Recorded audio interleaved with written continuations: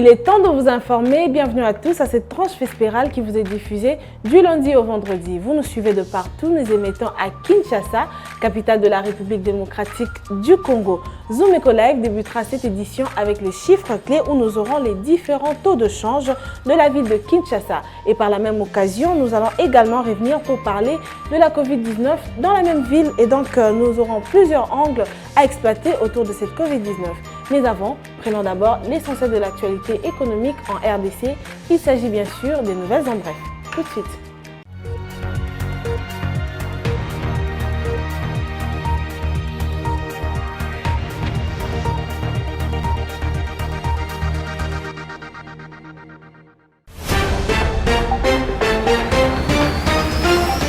Commençons ces nouvelles en bref avec cette information. Lors d'une interview accordée aux médias locaux ce 1er juillet 2021 à Goma, le président de la République Félix-Antoine Tshisekedi a salué la décision prise par le ministre de l'économie nationale, Jean-Marie Kalumba, en rapport avec la structure des prix des produits surgelés importés. D'après le président de la République, les membres de la Fédération des entreprises du Congo ont plusieurs fois boudé l'invitation leur envoyée par le ministre de l'économie pour discuter autour de cette question. Nouvelle en bref encore, après les affirmations du procureur général près de la Cour constitutionnelle sur les prétendus fictifs dans le dossier indemnisation des victimes de la zaïrianisation, l'intersyndicale de la Direction générale de la dette publique est montée au créneau. Dans une déclaration publique faite le jeudi 1er juillet 2021 à Kinshasa, les membres de l'intersyndicaliste ne reconnaissent pas l'existence des fictifs dans les activités de la DGDP, telles que soutenues dans le réquisitoire du procureur général sollicitant la permission du bureau du Sénat pour entendre le sénateur Matata Ponyo concerné par l'ouverture d'une information judiciaire dans l'office du procureur général près de la Cour constitutionnelle.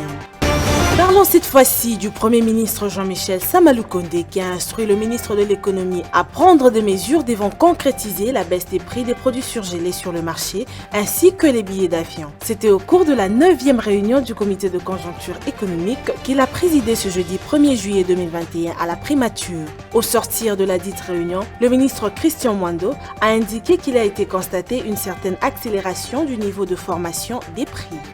Terminons ces nouvelles en bref avec cette information.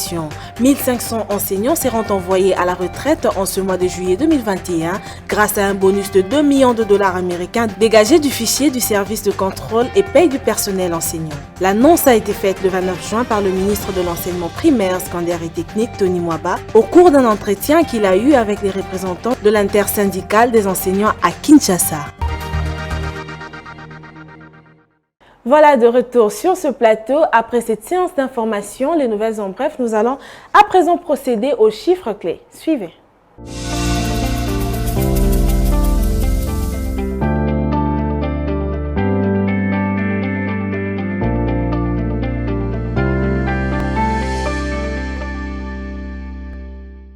Voilà, nous allons à présent parler chiffres avec Unamaka qui nous revient avec une toute autre thématique qui tourne autour des dépenses de prestations. Elle est déjà avec nous. Unamaka, bienvenue. Merci Piombo. Alors avant de commencer à exploiter le sujet, comme annoncé au départ, dites-nous d'abord quels sont les différents taux de change ici en République démocratique du Congo, principalement à Kinshasa. Alors, commençons par le taux officiel de la Banque centrale du Congo. Comme vous le savez, elle n'a pas changé. Un dollar se change toujours à 1988 francs congolais. Un franc CFA revient à 3,67 centimes et 1 euro équivaut à 2413 francs congolais. Sur le marché parallèle, nous avons ciblé particulièrement la commune de Ngaliema. Et dans cet endroit, un dollar vaut 2000 francs congolais. Un franc CFA se coopère à 3,68 centimes et 1 euro se troque à 2420 francs congolais.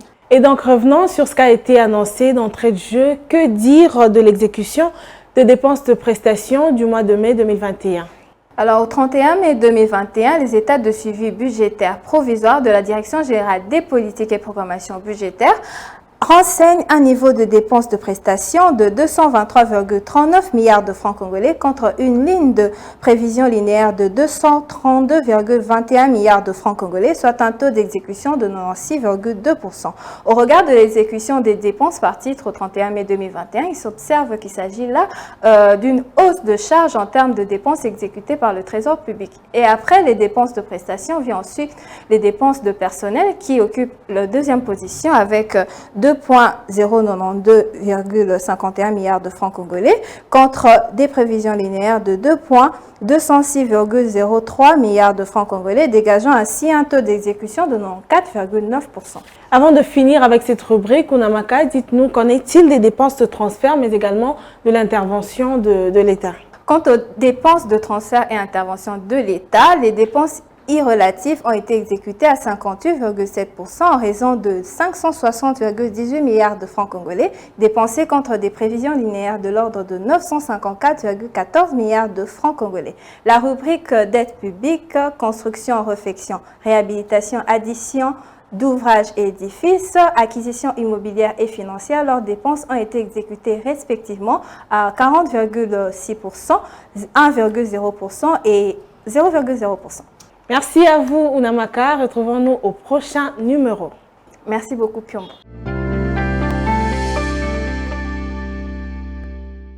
Après les chiffres clés, c'est une autre rubrique présentée par Aris Menga. C'est le dossier qui abordera un autre sujet aujourd'hui. Découvrons le contenu après ceci.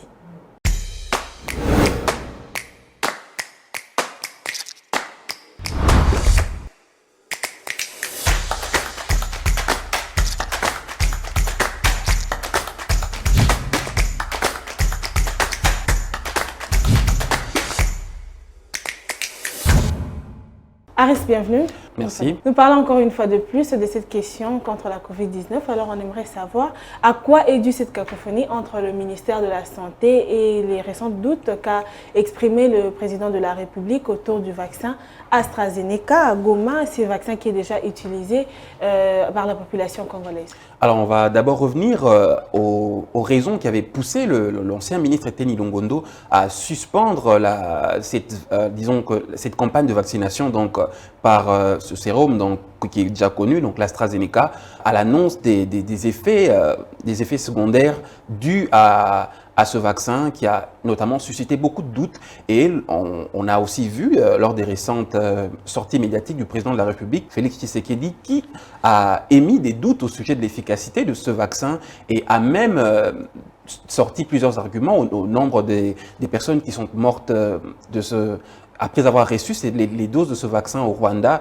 chose qui a émis des grands doutes, en tout cas dans le chef de la population, surtout lorsqu'on sait que l'équipe de riposte de la Covid-19 continue à faire leur campagne en vue de vacciner en tout cas la population avec ce même vaccin, donc l'AstraZeneca. Donc d'un côté, le président qui émet des doutes quant à l'efficacité du vaccin, qui dit bien sûr qu'il veut se faire vacciner, mais par un autre vaccin autre que AstraZeneca. Alors qu'on sait que le comité de riposte contre la Covid-19, elle veut toujours faire vacciner la population avec AstraZeneca. Donc c'est un peu ces événements qui ont créé le doute au niveau de la population qui se demande alors AstraZeneca ou pas AstraZeneca. Le doute est un peu à ce niveau-là. Mais la communication le ministère de la Santé n'a pratiquement pas changé de position, en tout cas lorsqu'il faut parler de l'actuel ministre de la Santé. Mais on sait que l'ancien ministre avait suspendu à un moment donné l'administration de ces vaccins à travers la population. Donc le doute se situe à peu près à ce niveau-là.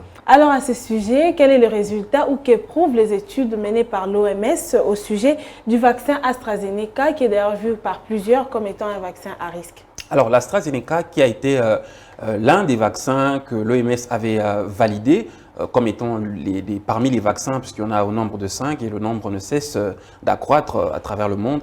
Alors le vaccin promu par l'OMS, et l'OMS garde sa position, donc l'OMS continue de dire que ce soit l'AstraZeneca ou encore Pfizer, qui sont les deux vaccins qui sont distribués en Afrique par la société COVAX, l'OMS ne nie pas l'efficacité ou encore a prouvé à travers ses études que les deux vaccins continuent à être efficaces, surtout avec les personnes qui ont des pathologies à risque. Donc, continue de dire que ces vaccins sont toujours d'actualité malgré les 1% de cas des personnes qui ont montré certaines complications ou encore qui sont décédées lors de l'administration de ce vaccin. Alors, que pense le personnel soignant, mais aussi la population? Est-ce que selon eux, la vaccination est la meilleure façon ou la meilleure manière de riposter contre contre la Covid-19 ici en RDC? Bien sûr, les avis sont restent partagés parce qu'au reste qu'on a vu dans les réseaux sociaux, par exemple, plusieurs études ou encore des personnes qui ont mené des enquêtes à leur manière prouvaient que ce vaccin a encore du chemin à faire pour être accepté au niveau de la population mondiale, puisque c'est un vaccin qui est administré pas seulement en Afrique, mais aussi dans d'autres pays. Dans la population mondiale, il y a des réserves. Mais le personnel soignant reste d'avis que c'est le seul moyen pour lutter contre des pathologies infectieuses, vu qu'on n'a pas encore le traitement qu'il faut. Alors la meilleure façon de lutter contre ces maladies, c'est l'administration du vaccin qui peut aider à développer ou à amener la population à atteindre l'état d'immunité collective. Alors l'état d'immunité collective sera atteint que si l'ensemble de la population, encore le niveau de la vaccination dépasse les 25%. Alors d'autres études parlent de 40%, encore de 60%. Si on veut atteindre l'immunité collective, il faudra vacciner au moins 40 à 60% de la population, chose qui devient difficile, d'autant plus que la population reste divisée à se faire vacciner au vu des récentes cas de complications qu'on a vu avec le vaccin AstraZeneca, qui est encore ce vaccin qui sera diffusé ou qui est toujours le vaccin numéro 1 de distribution en RDC. Voilà, merci beaucoup à vous, Aris. Retrouvons-nous prochainement pour un autre numéro. Bien sûr, le plaisir est partagé. Bon week-end à toi et à nos téléspectateurs qui nous suivent en ce moment. Merci. Passons à présent à la prochaine rubrique. C'est la chronique que nous ramène Patrick Bomboka. Après ceci. Nous vous amenons au cœur de l'actualité économique en RDC. Que dire alors de l'évolution du taux de change en République démocratique du Congo? Il y a eu à noter une stabilité relative du taux de change. Tout savoir sur la conjoncture économique, les différents taux de change officiels et parallèles. Tout apprendre et mieux comprendre le rendez-vous économique. Nous vous apportons plus de précisions. Enquête, analyse, dossier. Nous vous rapprochons de la réalité congolaise. Le Watt est un symbole de fierté pour la femme africaine. Sur ce sujet, nous vous souhaitons bienvenue. Entrepreneuriat et activité économique, chez nous, faisons les marchés ensemble.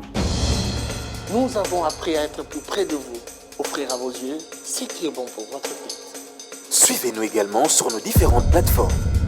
Zoom Eco Live, la référence de l'actualité économique en RDC.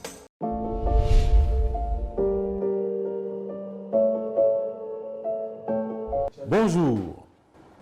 Le marché des produits surgelés importés est plongé dans une certaine agitation en République démocratique du Congo, plus particulièrement à Kinshasa. À l'origine de cette situation, il y a notamment ces bras de fer entre la Fédération des entreprises du Congo et le ministère de l'économie nationale. Les deux parties sont divisées quant aux structures de prix pratiquées par les opérateurs économiques importateurs des produits surgelés. Au cours du 9e Conseil des ministres, le patron de l'économie avait obtenu l'adoption de sa proposition visant la réduction des prix presque de moitié de la plupart des produits surgelés importés. Une nouvelle largement applaudie par les ménages qui espèrent, comme indiqué, à acheter par exemple un carton de cuisses de poulet de 10 kg à 10 $ américains. Le nouveau prix envisagé par le gouvernement congolais résulte de longues concertations avec les opérateurs économiques concernés. Les deux parties se sont adonnées à élaguer des structures de prix pratiquées actuellement sur le marché, une trentaine d'éléments jugés non cohérents. Et ce sont ces éléments qui étaient en train de surcharger les prix de revient, avec un impact direct sur le pouvoir d'achat de la population. Cependant, si le ministre de l'économie prêche l'application du juste prix, au contraire, la FEC crie à l'imposition d'une structure de prix ne prenant pas en compte toutes les revendications des opérateurs économiques. Une position que ne partage pas le ministre de l'économie, qui n'exclut pas un arbitrage au niveau du Premier ministre Sama Lukonde, d'ores et déjà informé de toutes les péripéties. Pour le ministre de l'économie, la loi doit être appliquée dans toute sa rigueur. Il fait donc allusion à l'arrêté ministériel numéro 34 du 15 octobre 2018 qui est toujours en vigueur.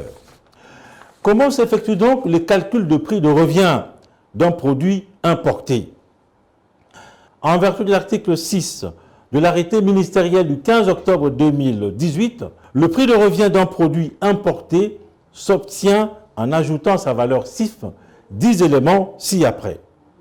Il s'agit notamment des droits des douanes, la redevance rémunératoire informatique, les redevances et rémunérations effectivement versées à l'Office congolais de contrôle, au Fonds de promotion de l'industrie, taxe de promotion industrielle, à l'Office de gestion de fret, commission OGFREM. Les frais de transit, les taxes à l'importation, les frais de transport au lieu de dédouanement jusqu'au lieu de destination, les frais de manutention fixés à 5 $ la tonne, les frais bancaires plafonnés à 1,3% de la valeur CIF, les frais d'amortissement fixés forfaitairement à 1% de la valeur CIF et enfin les frais transitaires. Les discussions prochaines autour du Premier ministre congolais devront donc faire en sorte que des structures de prix consensuelles soient dégagées afin d'instaurer des prix justes dans ce marché des produits surgelés extrêmement prisés. Merci de nous avoir suivis.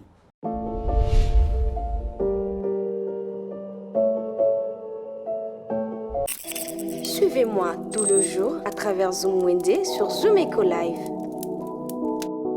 Abonnez-vous sur notre chaîne YouTube. Zoom Eco Live, la référence de l'actualité économique en RDC. Il est temps de faire le marché. Zoom Wende d'aujourd'hui nous ramène les prix des carrellages en briques. Suivez. Bienvenue à tous. Les styles de construction nigérians envahissent petit à petit les bâtiments et les habitations congolais. On le remarque surtout par leur forme de carrelage, de faïence et voire même par leur forme de toit. Ces nouveaux numéros de Zoom Wende vous apportent le prix des carrelages de sol ainsi que de faïence. Zoom Wende, c'est parti. Commençons notre marché avec de carrelage de sol en briques, appelé tortue. Celui des 1 mètre cube se vend à 15 $. De carrelage en forme de I, la petite mesure revient à 15 $ et contient 32 pièces. La grande dimension se vend à 20 $ et contient 20 pièces. Des carrelages de sol appelés losange qui mesurent 1 mètre cube se vend à 17 $ et contient 22 pièces. Il existe deux sortes de carrelage appelés fleurs. Celui de 1 mètre cube coûte 15 $ avec 22 pièces. Et celui de 1 mètre se vend à 15 $ et contient 20 pièces. La forme parking, appropriée pour le sol du parking, et mesure 33 cm et se vend à 15 $ avec 20 pièces. On a pour vous le prix des faïences où 1 mètre cube de faïence pour le mur se vend à 7 $. Celui de 1 mètre coûte 9 $. Ce fut un plaisir de nous suivre dans Zoom Wende. Retrouvons-nous au prochain numéro. Les rendez-vous économiques, c'est dans l'agenda sur Zoom Eco Live. Abonnez-vous sur notre chaîne YouTube. Zoom Eco Live, la référence de l'actualité économique en RDC. Avez-vous de quoi noter? C'est très important puisque tout à l'heure, nous allons suivre les rendez-vous économiques que vont nous présenter Adassa Grace dans la rubrique Agenda. Suivez.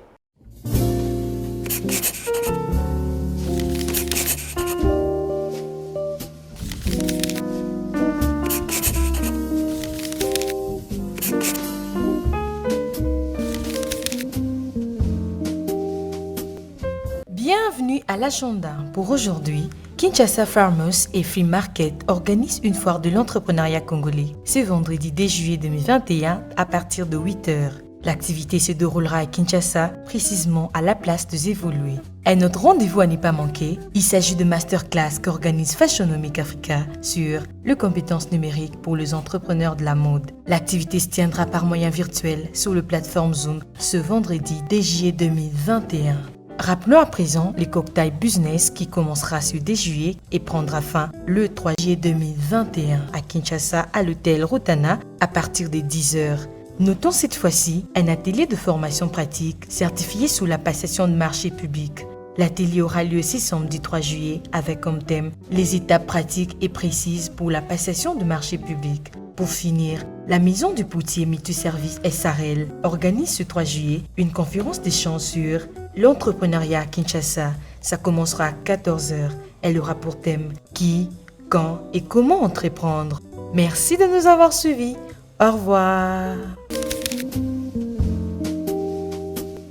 Chaque jour qui passe, Article 15 va à la rencontre d'une nouvelle activité commerciale retrouvée en République démocratique du Congo et qui permet aux gens à subvenir à leurs différents besoins. De quoi s'agira-t-il aujourd'hui? Nous en saurons plus dans Article 15. Suivez.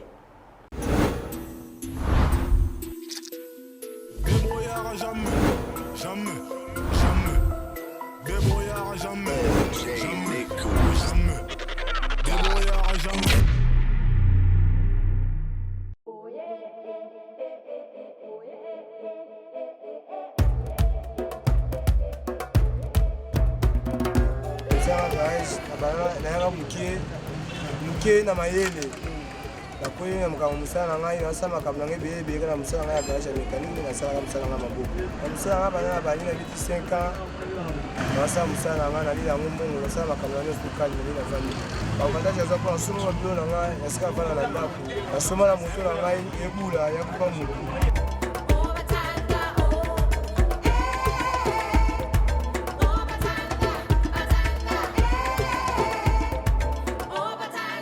mambo na ngai ndeza ba mambo na kati ngabo mambo na kati ya mambo na ndako ndeza mutaki mambo na kati ka des problèmes car tu es trop kini buza c'est là tu as to kangisa mais na ndako et nous sommes pour une osani no zone osani la pour la mambo na ngai buza ya ngai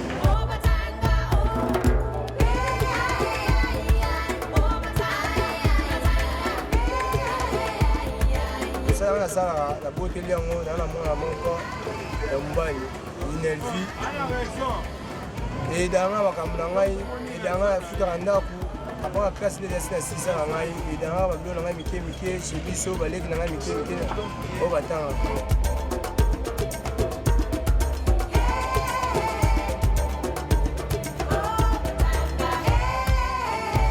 ça c'est le bout à la pas des arabes net qui est tiré l'euro et au bon ça a tiré l'autre bon sur oui, c'est la sucette. Quand vous êtes au côté de ce place, monsieur est baby. Quand vous êtes ici, vous êtes l'eau. Où est l'eau, mais l'eau, monsieur est baby. Vous changez l'eau, mais vous changez l'eau. Combien il y a des débats, il y a quand ça, vous changez l'eau, mais il y a dans le côté déjà, il y a un petit peu de l'eau, donc vous lisez, mais vous êtes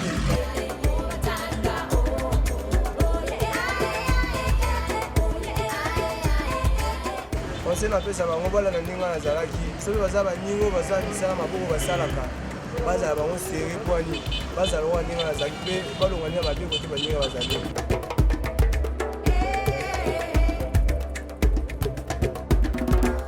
Pour gouvernement asoutenir musala ça maboko ne dusalela. Ko musala maboko ba komo négliger ce poani. So amoni to simika lo amuke ba mo to jouer bilé mais to joka amuke mukena olela. Quand le gouvernement va vous voir pour ma biso, on va capter ma capter le rôle de Mogo la Mogo Zaki, le passe la Moka. Mais vous savez ma beau Valère, vous savez nous tout. Oui tout ça mon amour, vous savez ma beau on dit tout pour la limite. On se dit qu'il y a ici. Mais le Mogo Zaki.